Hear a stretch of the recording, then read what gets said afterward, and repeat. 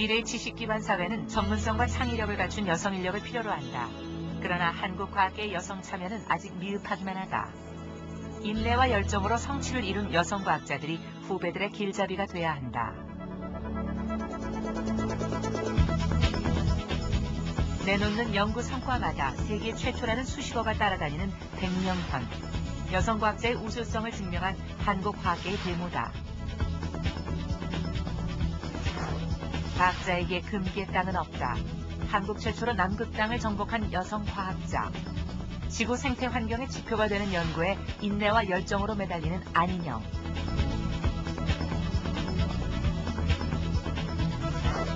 한국 우주과학의 미래 한국항공우주연구원.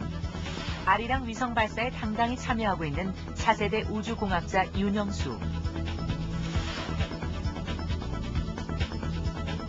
그들이 들려주는 과학자의 삶과 꿈, 미래를 들여다본다.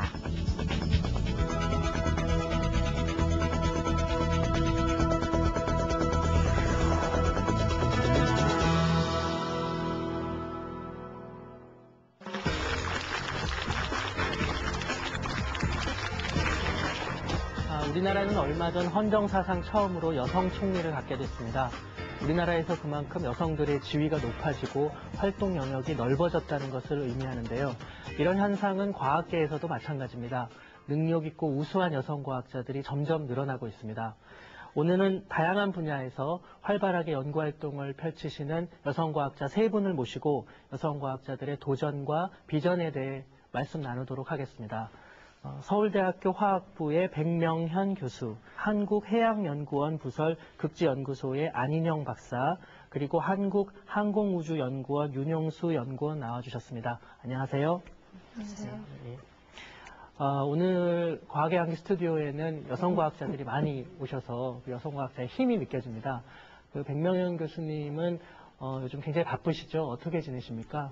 네, 매일이 똑같은데요. 외국에서 한 달에 한 대여섯 편씩 이제 논문 심사가 오는데, 네. 그것도 매주 해야 되니까 그것도 바쁘고요. 그 다음에 이제 다음 달엔 제가 또 자그마치만 한일 심포지움 하나를 조직하고 있고, 8, 9, 10, 11 계속해서 8월부터 매달 한 번씩 외국에 나가서 초청 강연이 이미 예약돼 있습니다. 그래서 또 그거 준비도 바쁘고요. 그래서 정신없이 지냅니다. 네. 일주일 내내 연구로 가득 차 있네요. 네, 네, 그렇습니다. 안인영 박사께서는 어떻게 지내십니까? 올해 같은 경우에는 6월 달에 저희가 이제 북극 다산 기지에 가서 해양생물 연구를 수행을 해야 되기 때문에 요즘에 그 예비 실험을 하고 있고요. 또 오는 12월에는 또 남극에서 또 저희가 현장 연구를 수행을 해야 되기 때문에 거기에 대한 또 준비로 바쁩니다. 네.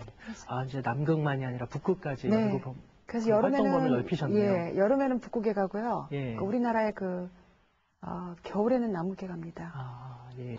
윤영수 연구원은 아리랑 위성 2호 발사 때문에 굉장히 바쁘시죠? 준비는 잘 되고 있으세요? 예, 현재 아리랑 위성 2호는 그 우주 시험 등 모든 환경 시험을 마치고 그 발사 준비 상태에 들어가 있습니다. 그래서 지금 현재로는 그 질소로 충전된 그 청정실에 보관이 되어 있고요. 이제 7월 발사 예정으로 있기 때문에 5월에 마지막 점검을 마치고 6월에 러시아로 출발할 계획이 있습니다. 국내 정부 출연 연구소의 여성 과학자 비율은 13%에 불과하다. 남성 중심의 과학계에서 여성이 과학자로 산다는 것은 쉽지 않은 일이다.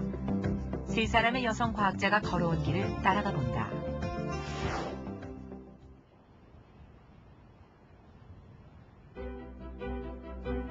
백명현은 현재 후배 과학자들의 선망의 대상이다. 남녀를 불문하고 가장 닮고 싶은 과학자로 꼽기를 주저하지 않는다. 그녀는 변변한 실험 장비 하나 없는 척박한 이 땅의 과학 현실에 좌절하지 않았다. 조건에 굴복했다면 세계적인 과학자가 되지 못했으리라. 내놓는 성과마다 세계 최초라는 수식어를 달고 다니며 초분자의 마법사라는 별명으로 불리는 백명현.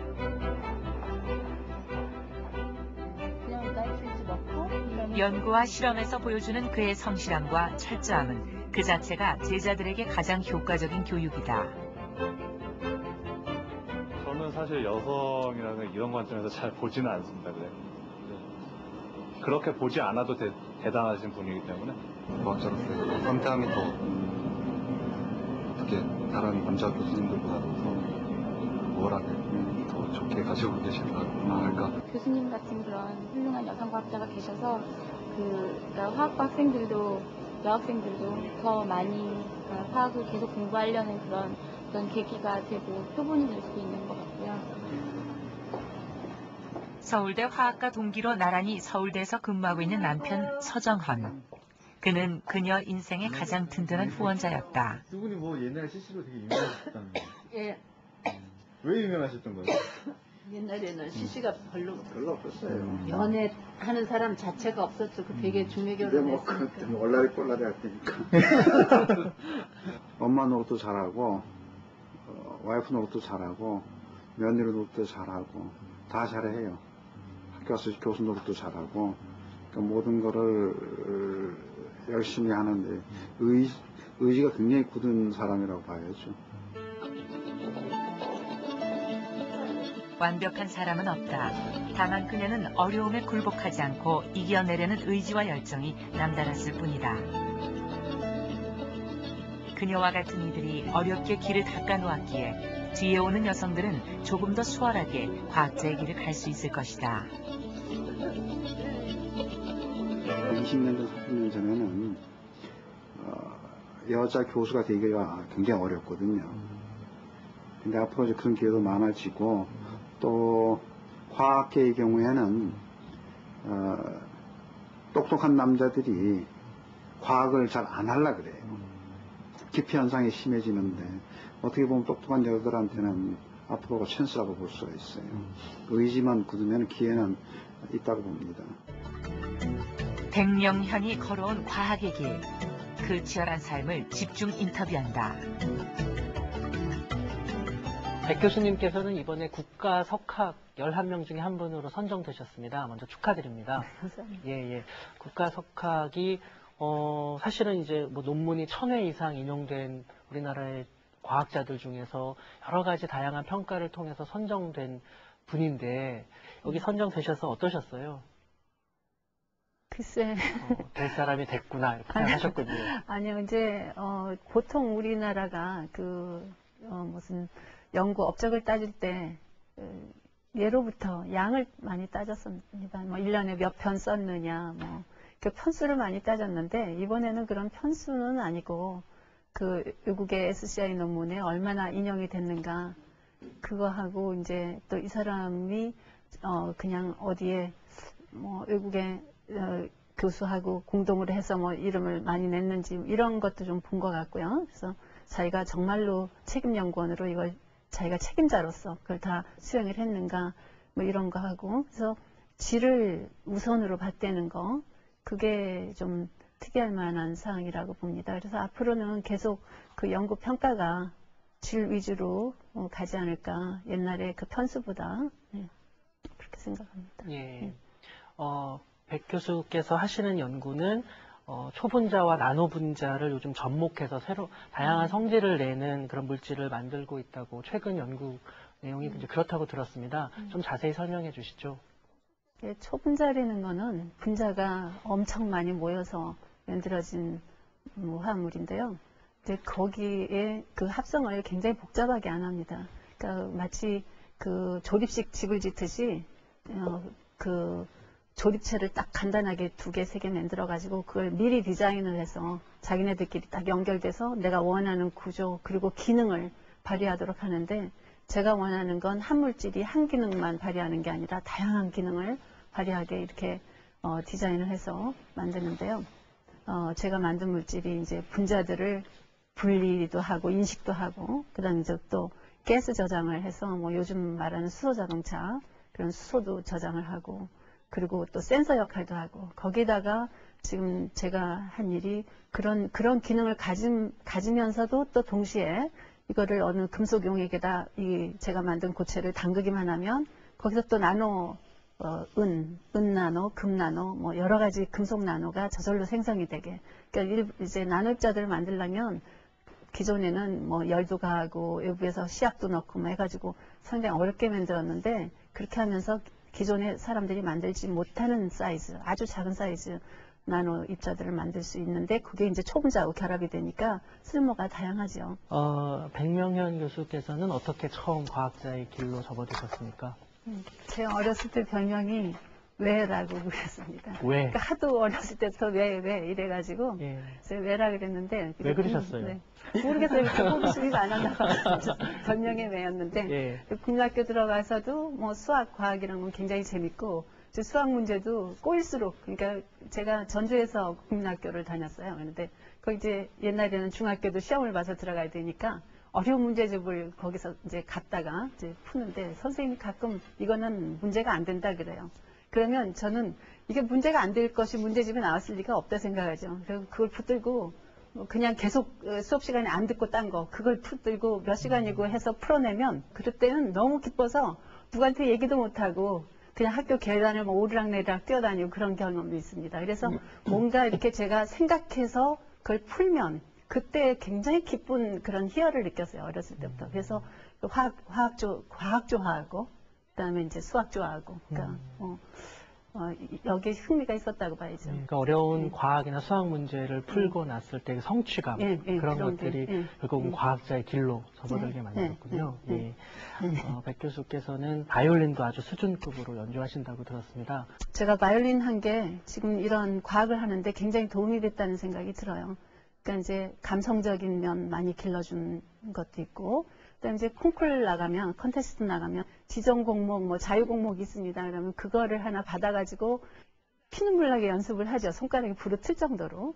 그러면 그러면서 자기가 원하는 소리 날 때까지 그걸 다듬습니다. 그 버릇이 논문 쓰는데도 그대로 적용되는 거 아닌가. 그래서 제가 논문 써서 보내면 지금까지 이렇게 트집을 심하게 잡혀본 적이 없어요. 계속 연구 데이터 다시 점검하고 또 다시 또 계속 다듬고 이러니까 이렇게 크게 논문 흠을 잡혀본 적이 없는 게 그 바이올린 한 덕이 굉장히 보는 거 아닌가, 바이올린 한 덕을 보는 거 아닌가 그렇게 생각합니다. 예, 이 방송을 보시는 이제 여성 과학자들이 바이올린을 시작하는 일이 발생할 수도 있겠네요. 예. 백 교수님께서는 뭐 워낙 많은 연구들을 하셔서 감동의 순간이 굉장히 많을 것 같은데 그 중에서도 각별히 기억되는 연구 사례가 있었어요? 글쎄, 제가 이제 땅 속에 박테리아가 있어서 공기 중에 이산화탄소를 메탄가스로 만드는 박테리아가 있어요. 그러니까 이산화탄소를 메탄으로 바꾼다면 이제 공해 물질을 에너지로 바꾸는 거죠. 그런데 그 박테리아 속에 있는 그 물질이 실험실에서는 도저히 존재할 수 없다고도 다들 생각했어요. 그러니까 인공적으로 합성은 할 수 없다. 근데 제가 실험실에서 그걸 합성을 했는데 사실 제가 그걸 합성을 하고서 이거라고 밝히고 싶어도 인용할 문헌이 하나도 없는 거예요. 그러니까 최초로 자기가 뭘 하면 인용할 문헌이 없기 때문에 그냥 자기가 사막에 그냥 서 있는 듯한 느낌이에요.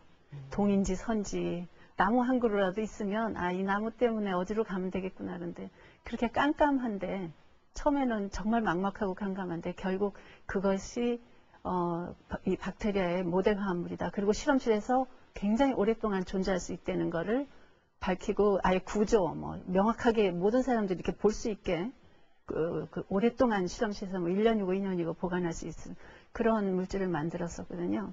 그때 이제 굉장히 제가 뿌듯했었고, 그러니까 힘든 과정을 거치고 나면 항상 뿌듯하더라고요. 그게 마치 등반하는 느낌이라 그럴까요? 그냥 고생해서 등반해가지고 꼭대기 가서 잠깐 한 5분, 기분 좋다 그러고 다시 내려오잖아요. 그 5분도 더 더 안 하실 것 같은데, 바로 내려오실 것 같은데, 이것도 그런 것 같아요. 연구도 그냥 고생해서 자기가 어느 걸 밝히고 나면 그때 잠깐의 큰 희열을 느끼고 다시 시시해져서 그다음 내려와서 또 다른 거 하죠.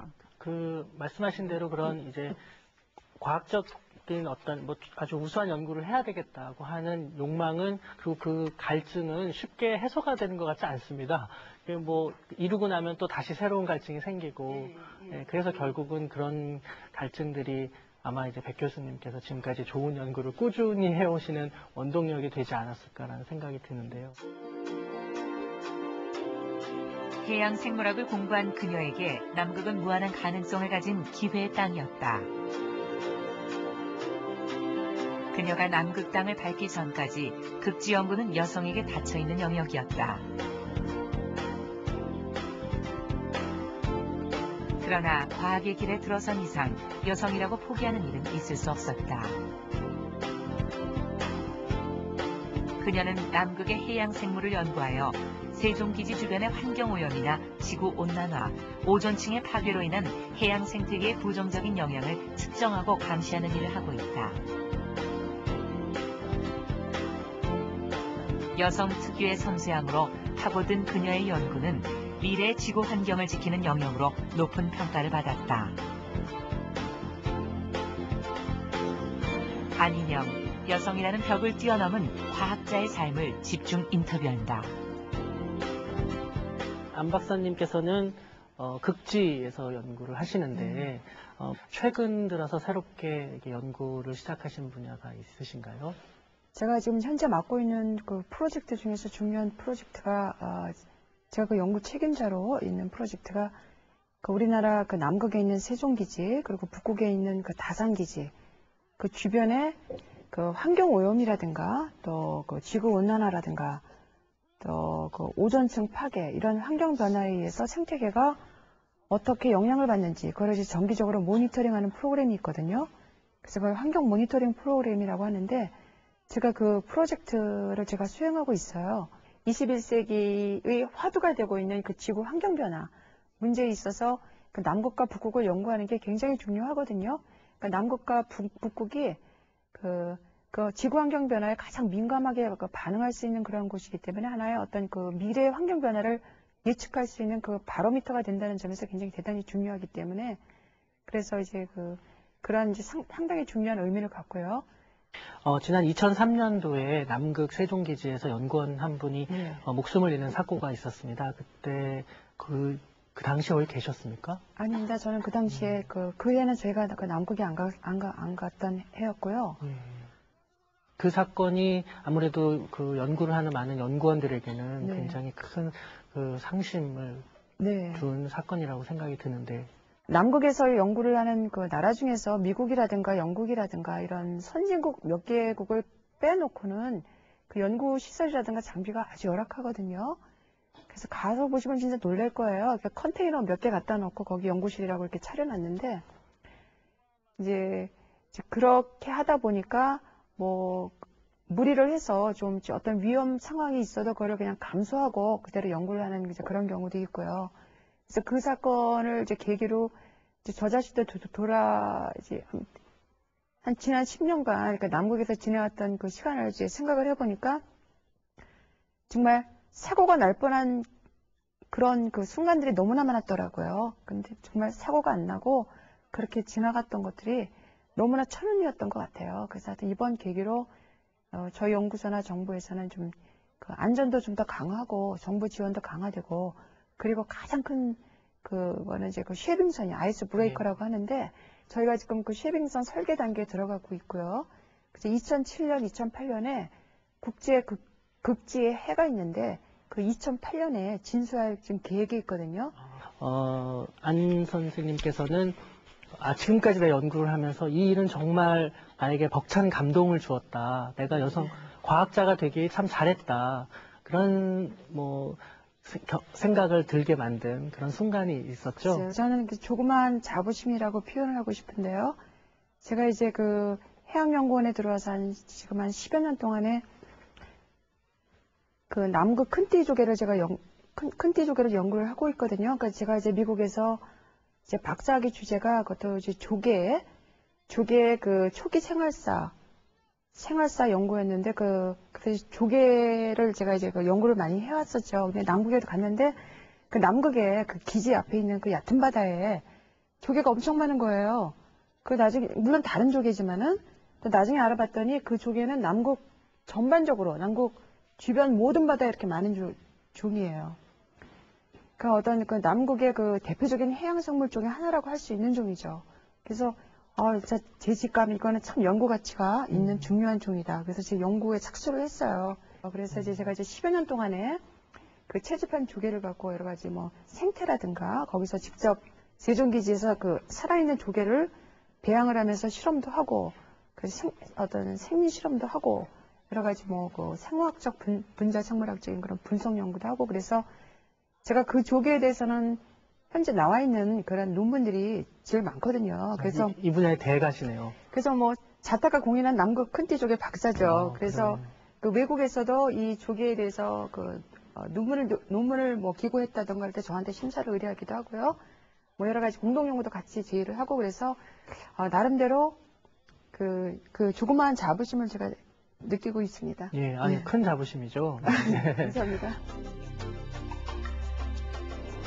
한국항공우주연구원에 당당히 도전장을 내민 젊은 여성 과학자가 있다. 윤영수는 아리랑 위성 발사에 참여하고 있다. 여성 과학자 진출이 어렵다는 우주공학 분야에서 한 몫을 해내는 차세대 여성 과학자 윤영수. 시험을 직접 취급하는 어떤 긴장된 업무인데도 아주 무난하게 업무를 처리하고요.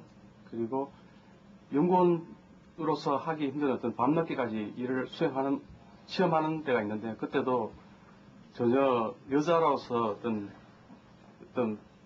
핑계가 돼서 빠진다든지 이런 모습을 전혀 볼 수 없습니다.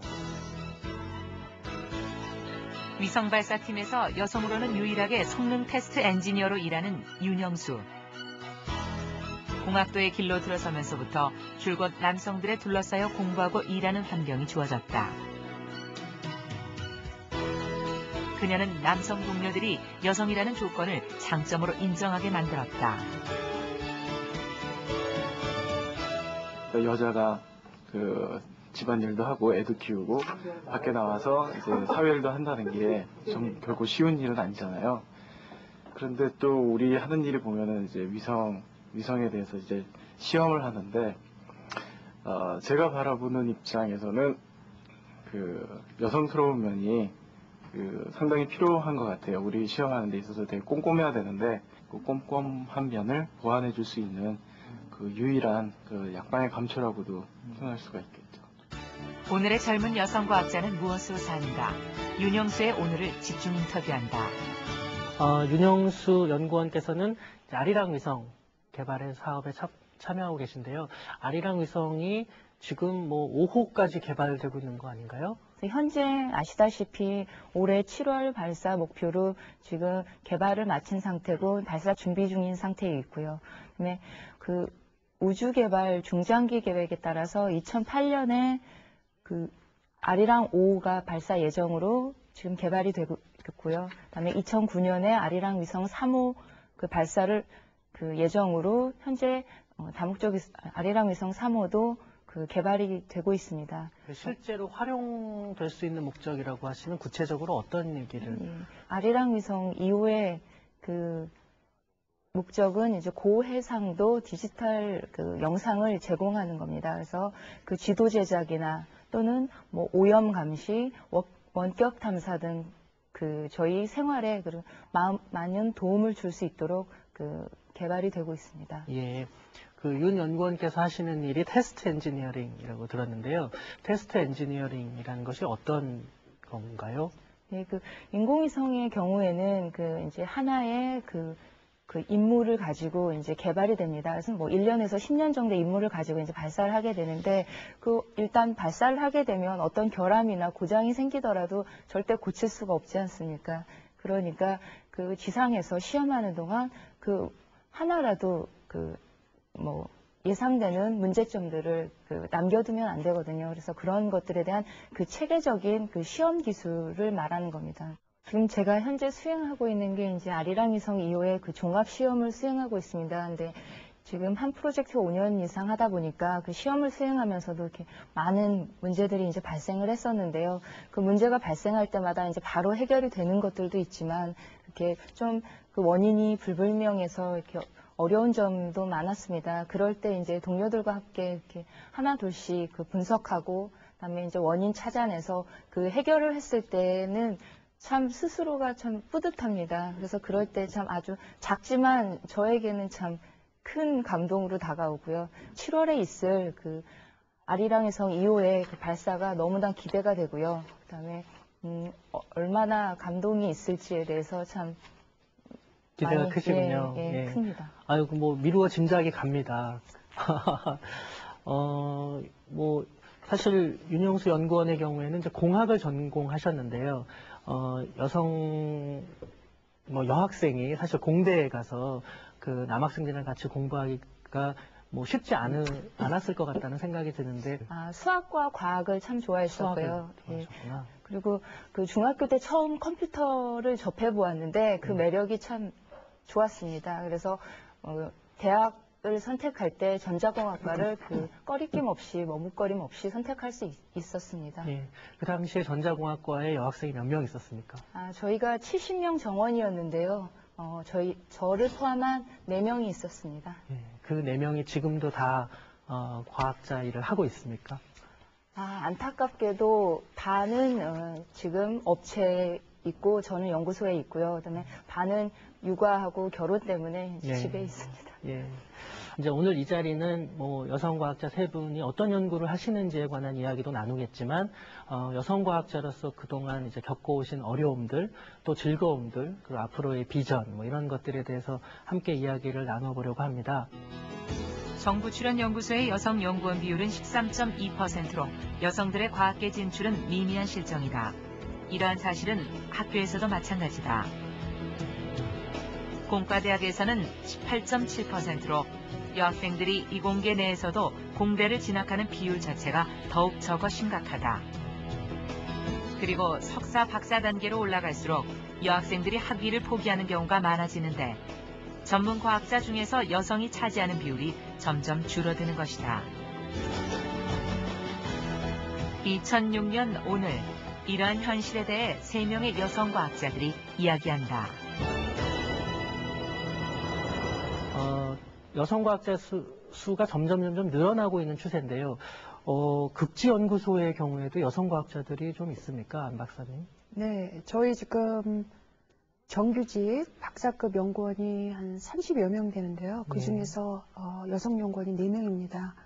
그래서 일반 그 정부 출연연구소 물론 이제 그 여성 연구원 비율이 많은 생명공학 연구원이라든가 이런 데보다는 현저하게 낮지만 지금 그래도 한 30명 중에 이상. 13% 정도니까 적은 숫자는 아니거든요. 그러니까 우리나라 통계를 보니까 우리나라 전체 과학자 수 중에서 여성 과학자의 비율이 12%에서 한 15% 정도 된다고 하니까 극지연구소도 한 보통 정도는 되는 거네요. 네, 그런 것 같네요. 예, 점점 이제 여성 과학자들의 수가 늘어나고 있는 것은 좋은 일이지만 혹시 같은 직장 안에서도 여성이라고 해서 임금이 더 적다거나 하는 일이 과학계에도 있습니까? 제가 연구소에 입소해서 지금까지는 임금에 대한 차별이나 또는 진급에 대한 차별은 없었다고 생각합니다. 그렇지만 아직까지는 그 채용에 대한 그 편견은 조금 남아있는 것 같습니다. 그렇지만 현재 정책적으로 여성 과학기술인 채용 목표제 등을 실시하고 있어서 예전보다는 많이 좋아졌다고 생각을 하고 있습니다. 채용에 대한 차별이라면 어떤 걸 말씀하시는 거죠? 이제 일반적으로 이제 같이 일하는 모두 주류가 이제 남자분들이다 보니까 이제 같이 남자랑 일을 하는 게 좀 편하지 않겠습니까? 이제 그런 거에 대한 불편함에 대한 편견이지요. 그런 면이 아직 여전히 남아 있는 문제군요. 저희 해양연구원이나 저희 부설급지연구소나 해양연구원의 경우에는 78년도에 연구소가 이제 만들어졌는데요. 여성연구원이 처음 들어온 게 91년도입니다. 91년도에 2명이 들어왔는데 제가 두 번째로 들어온 연구원이었거든요. 그래서 일견 보면은 굉장히 보수적인 것 같긴 하지만 일단 해양학이라는 분야에 여성의 진출이 굉장히 좀 해양학을 공부하는 여성의 숫자가 굉장히 낮고요. 가장 일차적인 원인인 것 같고 출연연구원의 경우에는 이제 일단 채용이 된 후에는 차별은 없어요. 근데 아까 우리 윤 연구원님께서 말씀하신 대로 채용 전 채용하는 과정에서는 아직도 그 차별이 남아있는 걸로 저도 느끼거든요. 제가 다니던 해양학과 1, 2, 3, 4학년 통틀어서 여학생이 저 혼자밖에 없었거든요. 대학원에 여학생이 2분이 있었지만은 학부에 수십 명 중에 제가 혼자였기 때문에 이렇게 같이 상담을 할 여선배님도 안 계시고 그리고 또 남학생들은 또 여학생이 혼자니까 좀 신기하게 생각하고 가끔 가다가 또 이렇게 짓궂게 또 굴기도 하고. 근데 인기는 많으셨을 것 같고. 근데 저는 인기보다도 굉장히 그 당시에는 굉장히 절박했어요. 그런 스트레스가 너무 많이 받았기 때문에 이제 그런 어떤 가치관의 혼란이랄까. 그래서 진짜 내가 이런 공부를 계속 하는 게 무슨 의미가 있을까? 그냥 시집이나 가버릴까? 그런 생각도 많이 했고요. 이제 그러다가 이제 우여곡절 그때 그 모든 유혹을 다 물리치고 그래서 이제 제가 미국 유학 길을 이제 떠나서 공부를 하는데 그리고 이제 막상 돌아와 보니까 또 답이 없는 거예요. 그래서 이제 그 유학 후 돌아와서 1년 동안은 너무너무 제가 절망을 많이 했기 때문에 그때는 진짜 그 정신적인 공황 상태라고 제가 지금 생각이 들어요. 그러다가 제가 이제 취직이 됐기 때문에 요즘에는 저는 뭐 남극 가는 거 그거는 제가 그 겪었던 정신적인 어떤 그런 좌절에 비하면 아무것도 아닌 것 같습니다.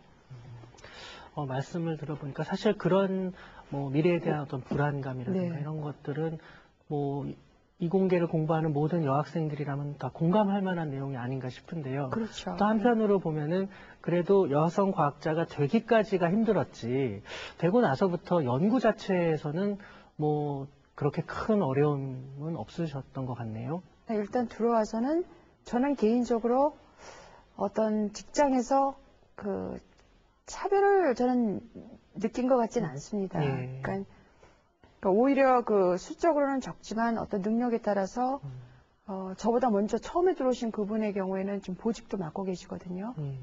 그래서 일단 전문직이기 때문에 일반 그 어떤 기업이라든가 그런 직장과는 달리 전문직으로서 자기가 능력을 발휘를 하면은 저희 직장에서는 다 특별하게 차별을 안 받고 뭐 보수나 아니면은 어떤 보직 할당이라든가 그런 데도 다 동등하게 대우를 받아왔던 것 같습니다.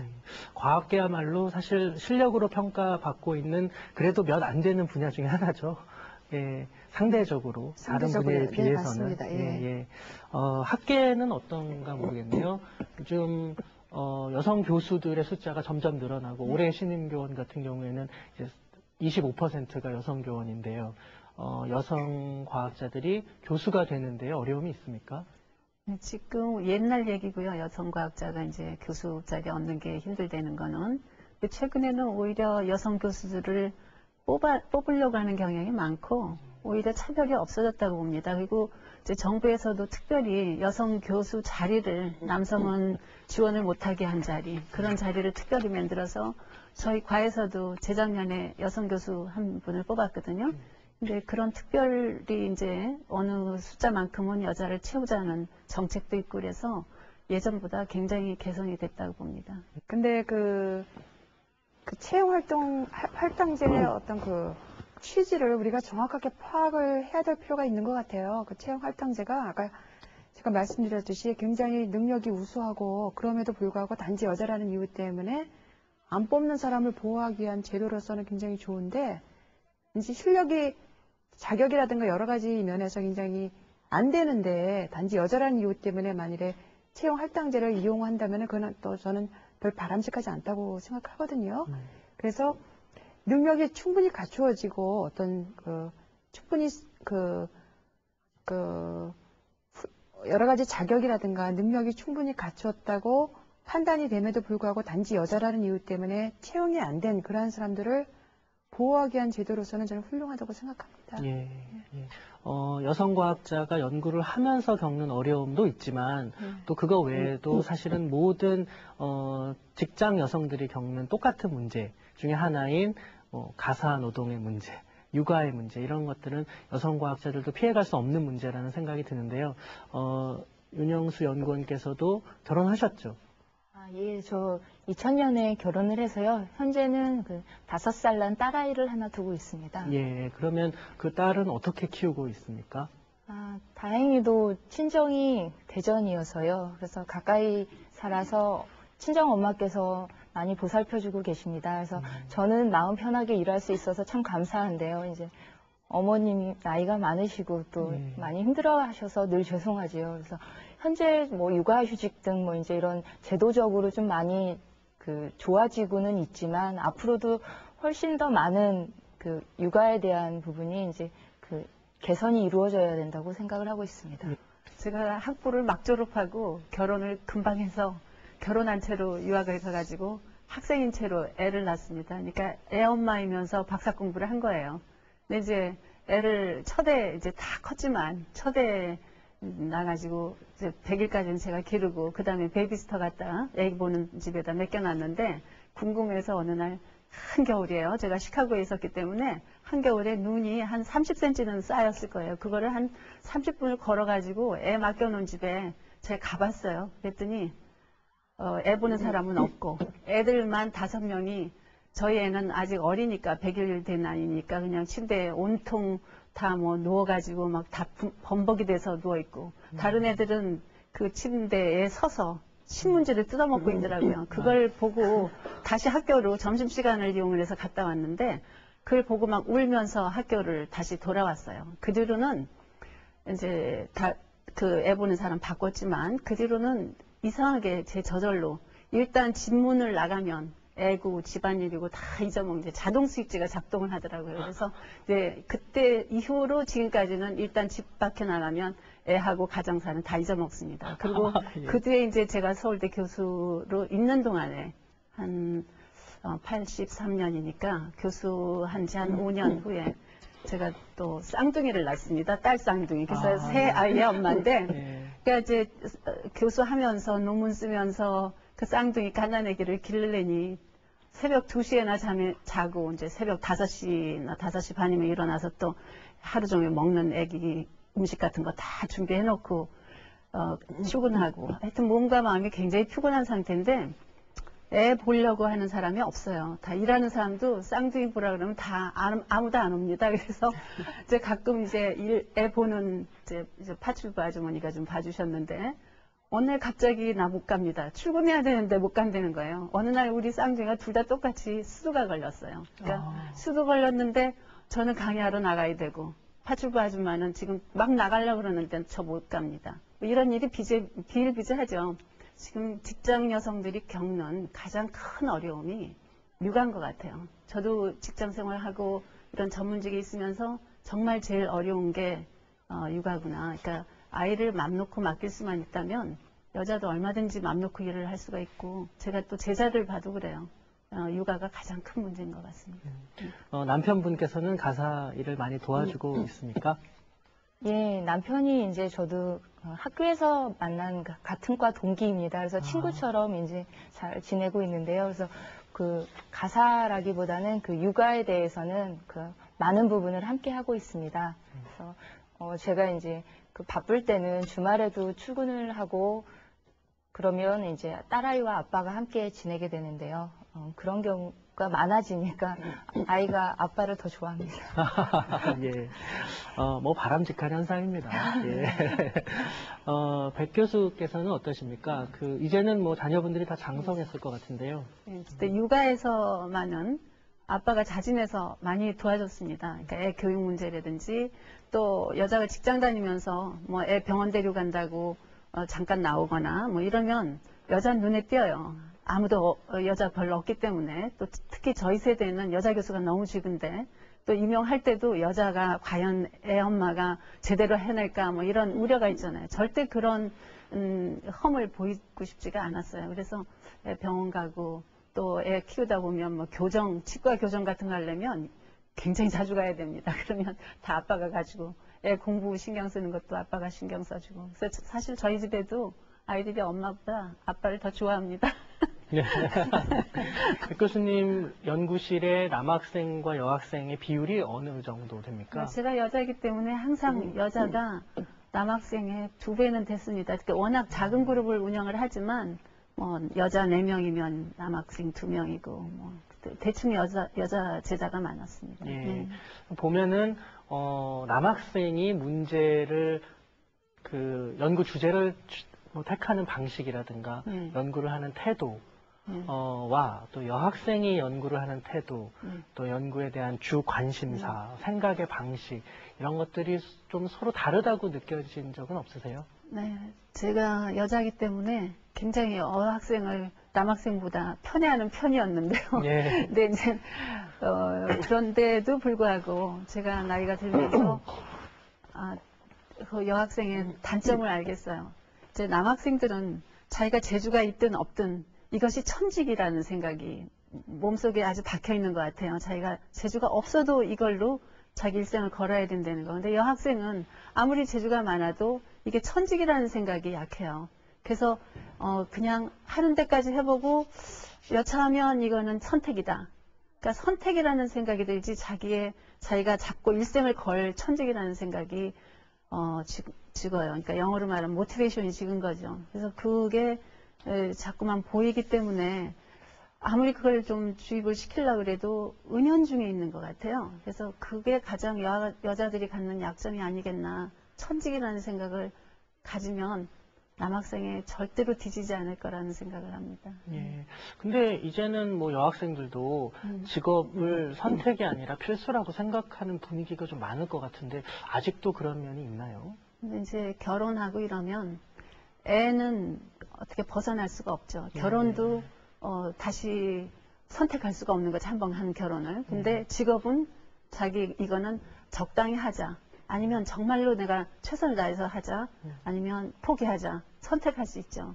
그러니까 그걸 선택할 수 있다고 생각하는 게 단점인 것 같습니다. 예. 네. 그 안 박사님께서는 이제 뭐 생태학을 연구하시는데 사실 재미있게도 여성 과학자들 중에 많은 수가 생명과학을 연구하거나 아니면 이제 백 교수님처럼 화학을 연구하는 분들이 굉장히 많고 공학, 뭐 천문학 그런 부분은 상대적으로 좀 적은 편인데 특별한 이유가 있다고 생각하십니까? 글쎄요. 저는 일단은 제 전공이 해양생물학이긴 하지만 제가 생명과학이라기보다는 저는 저희 전공을 지구과학 쪽에 더 치우쳐 있다고 생각이 들거든요. 뭐 양쪽의 요소를 다 갖고 있긴 한데 제 그 배경이 해양학이고 일단은 그 해양학 중에서 생물이라는 분야를 제가 전공을 한 거기 때문에 이제 지구과학에 대해서 제가 말씀을 드리면은 일반적인 이제 생물학의 경우에는 아무래도 최근에는 뭐 BT라든가 분자생물학이라든가 여러 경우를 보면은 모든 연구가 실험실에서 이루어지거든요. 근데 이제 그 제가 전공했던 해양학이라든가 천문학, 기상학 또 뭐 우주 물리학이라든가 이런 이제 소위 그 지구과학의 경우에는 그 자연과 그 환경 더 나아가서는 뭐 지구와 천체를 대상으로 하기 때문에 일단은 그 연구 자체가 현장 연구가 굉장히 많아요. 그 실험실에서 이루어지는 그런 연구도 물론 있지만 현장에 나가야 되는 그런 연구가 굉장히 많고요. 그러다 보면은 출장도 많고 그리고 어떤 육체적으로 어떤 강인함을 요구하는 그런 그 요소가 다른 뭐 실험실 위주의 생명공학이라든가 뭐 이런 화학 분야보다는 좀 많거든요. 그래서 아마 그런 거를 좀 꺼려하고 더 큰 이유는 제가 이제 개인적으로 생각하기에는 제가 이제 저희 아이가 이제 고등학교 1학년이기 때문에 요즘 이제 중등과정, 고등과정 제가 이제 그 과학 교과서를 제가 이제 눈여겨봤는데 그 지학이라고 그러나요? 이제 그런데 보면은 지질학이라든가 천문학이라든가 이런 대기과학에 대해서는 비교적 소개가 잘 돼 있거든요. 근데 뭐 해양학 분야는 굉장히 또 소개가 또 잘 안 돼 있고요, 일부. 그러다 보니까 뭐 학생들이 해양학이라는 데가 그냥 배 타고 막 돌아다니는 걸로 생각을 하고 거의 선택을 안 하게 되는 것 같습니다. 윤영수 연구원께서 보시기에는 지금 뭐 같이 공대 공부했던 사람 중에 4명 중에 한 2명만 계속 같이 연구를 하고 있는데 왜 여학생들이 그 공대에 가는 걸 꺼려하는 걸까요? 무슨 선천적인 이유가 있는 걸까요? 글쎄요, 뭐 선천적으로야 뭐 남자하고 여자하고 그런 공학을 하는 데 있어서 다르지는 않다고 생각을 합니다. 그래서 그렇지만 이제 그 과학에 대한 또는 공학에 대한 그 정보의 부족이 좀 많다고 생각이 듭니다. 그리고 이제 공학을 한다 이러면 여자가 공학을 하네 이러고 한 번 더 보는 이제 편견도 또 이제 한몫을 하는 것 같습니다. 그래서 그런 그 정보의 부재로 미리부터 과학은 참 어려울 것 같다 이런 그런 그 겁을 먹기 때문에 이제 선택을 좀 하지 않고 꺼려하는 면이 있는 것 같고요. 그래서 훌륭하신 그 여성 과학기술인 분들이 좀 책임감을 많이 느끼고 그 정보 전달이라든지 그런 좀 흥미를 재미있어하고 이렇게 할 수 있도록 이렇게 많은 정보를 주는 일에 좀 해야 하실 일이 많은 것 같습니다.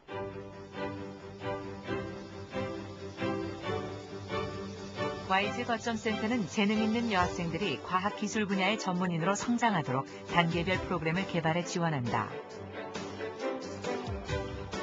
학생들이 이공계를 좀 기피하는 경향이 있는데 그게 왜 그러냐면은 교과 과목상으로 우리는 너무 많은 것을 너무 빠른 시간 안에 재미없게 배우거든요.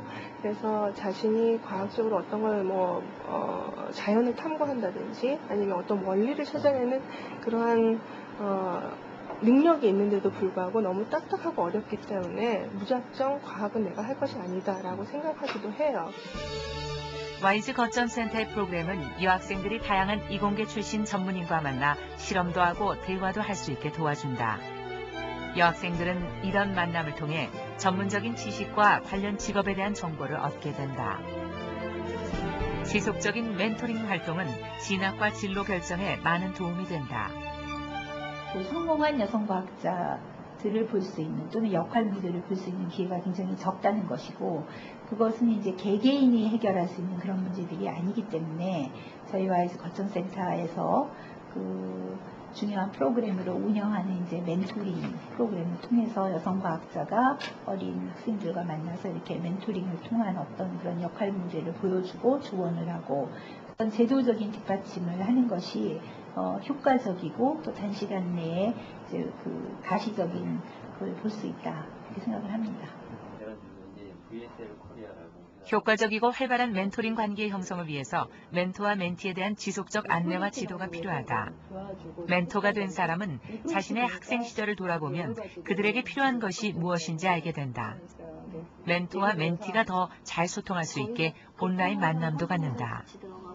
일본 회사가 들어간 걸 알고 있었는데 제가 볼 때는 제가 그때 당시에 저한테도 그런 멘토링 선배가 있었다라면은 좀 더 시행착오를 덜 거쳐서 사회에 진출하지 않았을까 그리고 할 때도 힘들지 않게 잘할 수 있지 않았을까 하는 생각이 들더라고요. 좋은 프로그램 같아요. 경험에서 우러나오는 실감나는 정보와 조언, 이공계를 지망하는 여학생들에게는 이런 구체적인 도움이 절실하다. 처음에 제가 원하는 분야를 선택하고 이 분야에 관심이 있다고 말했을 때에는 굉장히 막연하게 알고 있었어요. 자세한 정보에 대해서 알고 있던 것도 아니고 이 분야가 정말 유명한 직종인지도 모르고 있었는데 선배님을 만나 뵙고 자세한 이야기를 듣고 보니까 이 분야에 정말 내가 뛰어들만 하구나. 이 분야에 정말 이러한 구체적인 현실이 있구나라는 자세한 정보를 알 수 있어서 앞으로 내가 나아가고자 하는 진로 방향을 설정하는데 구체적인 틀도 잡을 수 있었고 확신을 가질 수 있는 좋은 계기가 되었습니다. 앞으로 과학을 전공하고 공부하고 싶어하는 학생들에게는 사실 좋은 역할 모델이 필요한데요. 아마 여기 나와주신 새 과학자분들이 그 여학생들에게, 이공계 여학생들에게 좋은 역할 모델이 되지 않나 생각이 듭니다. 백 교수께서는 아마 학교에서도 학부생들이나 대학원생들에게 그 좋은 역할 모델이 되고 계실 거라고 생각이 드는데요. 이렇게 많이 찾아오는 학생들이 있나요? 가끔 이제 편지나 카드에 자기가 선생님 닮고 싶습니다 그러면서 긴 편지 써서 보내주는 학생들이 덜어 있습니다. 그리고 근데 이제 제가 강의 시간에 자주 강조하는 게 인생의 목표를 세워라. 근데 거의 학생들이 열심히 공부하는 것 같아도 자기가 뭐가 하고 싶은지 뚜렷이 아는 학생이 별로 없습니다. 그래서 제가 가끔은 자서전을 써오라고도 하죠. 근데 자서전을 쓴 걸 다 또 읽어보면 거기에 자기 꿈이 나타나 있는 학생이 거의 없어요. 그러니까 그냥 사는 거예요. 이제 서울대 학생들인데도. 그래서 자기가 꿈이 뭔지 확실히 자기를 알아라. 뭐가 하고 싶은 건지. 그걸 우선 아는 게 중요하고 그 다음에 이제 그러니까 결국은 인생의 목적을 자기가 설정하는 게 중요할 것 같고요. 일단 또 행복이 뭐냐 제가 가끔 물어요. 학생들한테. 근데 안락하고 요즘에는 상당히 물질적으로 안락하고 편안하고 이러면 행복인 줄 아는데 그게 행복이 아니다. 우리가 하고 싶은 일이 있고 내가 그 일을 향해서 열정이 있고 내가 그걸 해내면 뿌듯하고 이런 것이 행복이지. 그래서 가끔 히말라야 등반을 왜 하는지 생각을 해봐라. 그 강의를 많이 합니다. 예, 그 학생들 뭐 이공계 진학을 한 여대생들의 경우에 어떻게 진로를 잡아야 되는 건지, 내가 계속 과학을 해야 되는 건지 고민이 많을 것 같고요. 또 되고 싶은 게 있는데 이게 지금 이 순간을 내가 어떻게 보내야 하는 건지 항상 이렇게 누군가의 도움이 필요한데요. 이럴 때 아까 와이즈 프로그램처럼 그 멘토가 이렇게 인생에 대해서 좋은 얘기도 해주고 그 가이드가 돼주면, 등대가 돼주면 참 좋을 것 같다는 생각이 드는데요. 안 박사께서는 이런 멘토링 활동을 실제로 해보셨죠? 네. 그 와이즈 프로그램이 그 정확하게는 몇 년 전에 만들어졌는지 제가 기억을 잘 못하는데요.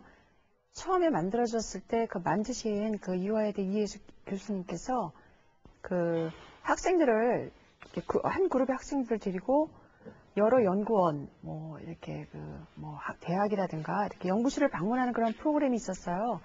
그래서 그 첫 번째 방문지가 저희 해양연구원이었습니다. 그래서 그때 저희는 저희 연구원에 여성 연구원이 몇 명 되지도 않는데 다 모두 모아갖고 각각 다 자기들이 무슨 연구를 하는지 하여튼 프레젠테이션을 다 했어요. 하고 그 여학생들도 그 반응이 굉장히 좋았습니다.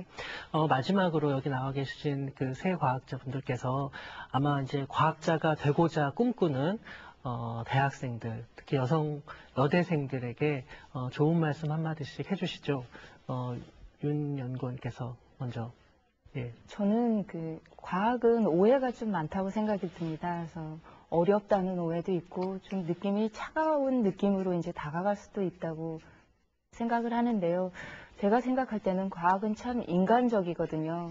인간을 위해서 인간의 생활이 더 편리해질 수 있도록 더 많은 것을 할 수 있도록 이렇게 이끌어주는 게 과학이라고 생각을 합니다.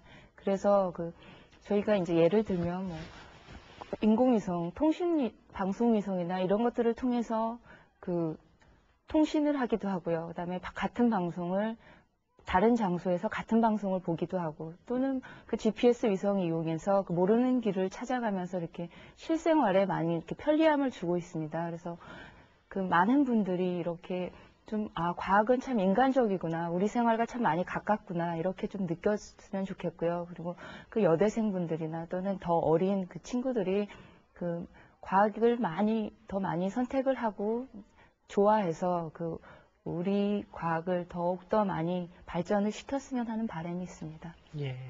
안 박사님께서도 한 말씀 해주시죠. 네. 그래서 제가 보기에는 저나 백 교수님께서 공부하던 20년, 30년 전에 비해서 요즘은 우리 여학생들에게 너무나 많은 좋은 기회와 그런 조건이 주어지고 있는 것 같아요. 여성 할당제라든가 아니면은 또 이공계 여학생 지원제도라든가 너무나 좋은 조건들이 많은데, 사실 이런 것들은 부수적인 거거든요. 그러니까 좋은 과학자가 되기 위해서는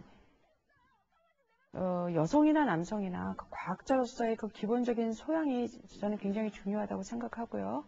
그런 기본적인 소양이라는 거는 아까 우리 백 교수님께서 말씀하셨듯이 그런 어떤 열정, 자기가 하고자 하는 거에 대한 열정, 그리고 거기에 대해서 굉장히 어떤 적극적인 노력, 그런 게 가장 중요하지 않을까 싶어요. 그리고 이런 제도적인 지원이라든가 여러 가지 그런 조건들, 이런 것들은 하나의 어떤 부수적으로 이용할 뿐이지 그게 전부는 아니거든요. 그래서 무엇보다 중요한 거는 하여튼 개인의 열정, 본인의 의지, 이게 그리고 가장 또 중요한 거는 뭐냐면 어떤 가히 혁명적이라고 할 수 있는 어떤 그런 창의적인 사고력, 이런 것들이 좋은 과학자가 될 수 있는 아주 기본적인 소양이 아닐까 싶습니다. 예, 아주 좋은 말씀이시네요. 네. 마지막으로 백 교수님께서도 후학들을 위해서 한 말씀 해주시죠. 네, 국가의 힘은 과학기술에 달려있다고 저는 생각합니다. 근데 지금 현실이 어떠냐면 우리나라 과학기술자가 일본의 한 10분의 1밖에 안 되고 중국으로 말하면 아마 100분의 1 정도밖에 안 될 겁니다. 그래서 이제 앞으로 지금 그런데 중국이나 일본은 과학기술을 기피하지 않아요. 이공계를. 근데 우리나라는 이미 이공계를 기피를 하고 있는데 그게 이제 쉽게 살고자 하는 그런 이제 젊은 층들의 그런 사고방식 때문에 그런 것 같은데, 이 자연과학만 해도 굉장히 창조력이 필요하고 창조성이 필요한데 그 창조는 거의 예술에 가까워요. 그렇기 때문에 이게 자연과학이 굉장히 딱딱하고 남성적이고 그런 학문이 아니고 그걸 많이 하면 할수록 굉장히 아름답고 예술적이고 그런 데 도달합니다. 그래서 여자가 얼마든지 도전할 수 있는 분야고 또 우리나라 앞날을 생각하면 참 많은 사람들이 이공계를 선택해 주어야 된다 이렇게 생각이 되고요. 그리고 이제 또 외국에 나가서 유학하는 학생들도 상당히 많이 있는데 국가를 위해서 다 귀국해서 한국의 학문 발전 또 기술 발전을 위해서 노력해 줬으면 좋겠다 그런 생각이 듭니다. 네, 오늘 세 분 나와주셔서 좋은 말씀 너무 감사합니다. 감사합니다. 감사합니다. 오늘 열정을 가지고 연구를 해오신 세 분의 과학자를 모시고 좋은 말씀 들었습니다. 과학에 도전하려는 여러분들께서 혹시 여성이라는 걸 벽으로 느끼셨다면 오늘 방송이 큰 위안이 되셨으리라 생각이 듭니다. 오늘 과학의 향기 여기서 마치겠습니다. 감사합니다.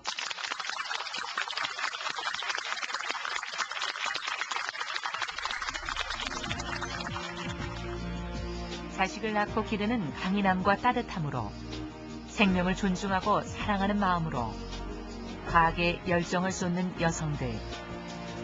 21세기는 전문성과 창의력을 갖춘 여성 과학자를 원한다. 여성이여 과학에 도전하라. 미래의 과학이 당신을 원하고 있다.